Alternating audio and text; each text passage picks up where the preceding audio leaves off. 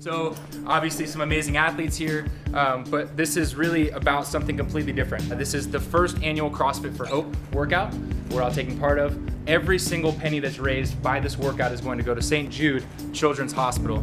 I know the goal is to raise $1.7 million, and as I understand it, we're already over $500,000. That's pretty amazing, and I think that's worth something.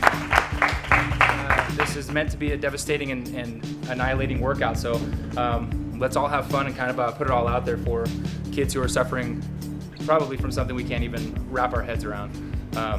It's an amazing organization this is going to benefit, and thank you guys all for being here. This is going to be radical. All right, let's do it. Here we go. 3, 2, 1.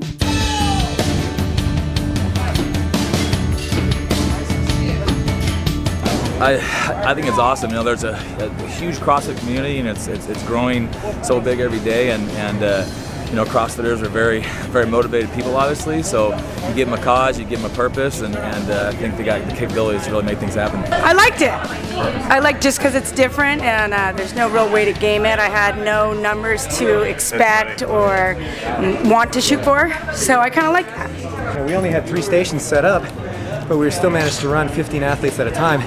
We just started people at different stations, and they just went around until they got back to the beginning. And that way you can get a lot of people in with not a lot of space. It makes a really big difference on the economy of the workout. I would suggest to not go all out as fast as you can for a minute full of burpees. Continuous movement is going to be better so that you can move on to the next station and still be able to do something. So continuous movement, nice and smooth. Try to keep the jump back and in. That's much faster than stepping in and out.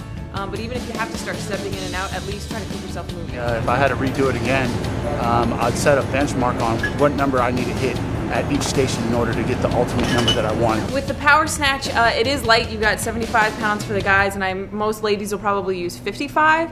And for a lot of people, that's really light, where they might be able to pull with a round bag and pull early with their arms. However, that's going to work great in the first round. Not so hot when you even get to the pull-ups and the thruster, you're going to be smoked, but especially in that second, third round of the same movement, your back's going to start to get tight, just super inefficient. So slow down a little bit, take your time, make sure you stay back in your heels, you're set, you're keeping your arms straight till it's time, and hitting all those positions that you would if the movement was heavier.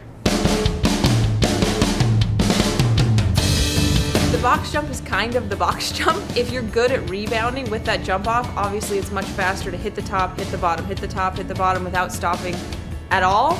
But if you choose a place to stop, I actually think now that stopping at the top and hitting that rebound on the way up is going to be a better use of that pause. Other than that, the box jump is the box jump. Use your arms and just keep moving. It's a place in this workout where you can actually get a lot of reps, unless you're bad.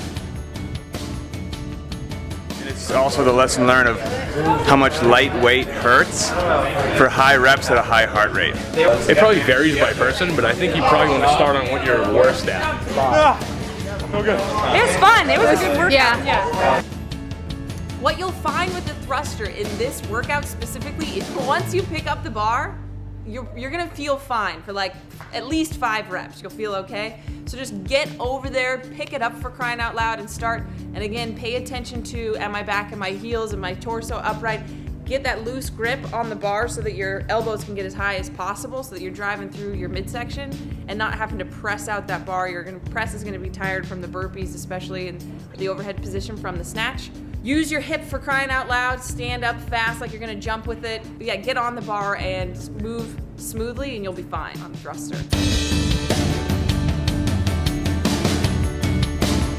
My recent time spent with one Jason Kalipa has taught me that on chest-to-bar pull-ups, the last thing you want is to start missing reps. Your grip's gonna be a little bit fatigued, especially in the later rounds from the power snatch and the pull-ups back-to-back combo type thing. So shorter sets, maybe I think sets of 5, depending on who you are, with short breaks, kind of shake it out, get right back up there. You're probably going to end up getting more total reps throughout the course of the workout than going crazy one huge set, and then you're stuck at 2s and singles. So that was a tough workout. You're trying to push hard, but then you also realize you have another thing coming up right after it. So it's just this constant suck until the 5 minutes is up, and then you get that 1 minute rest, which you're just like so thankful for. We've talked about the movements. Another huge piece of this workout, and all workouts, but a workout that's like this, where you have one specific minute and that's all you get, is in that transition time. You got to get right from one movement to the next movement. I don't care if you pick it up and do 3. Get that movement started so that you start getting some reps. As soon as you kind of, place your hands on your knees and start resting, it's easy to stay in that position for a long time. So try to get over to the next movement and at least get started. And then during the minute rest, I'm guilty of this. I would suggest trying not to lay down or get on all fours on the ground. Try to stay standing, keep moving, breathe, maybe a little sip of water at that point in time, chalk up if you need to. But the minute you'll find after the first round especially, it feels like 15 seconds. So try not to lay down on the ground. It's gonna be real hard to get back up.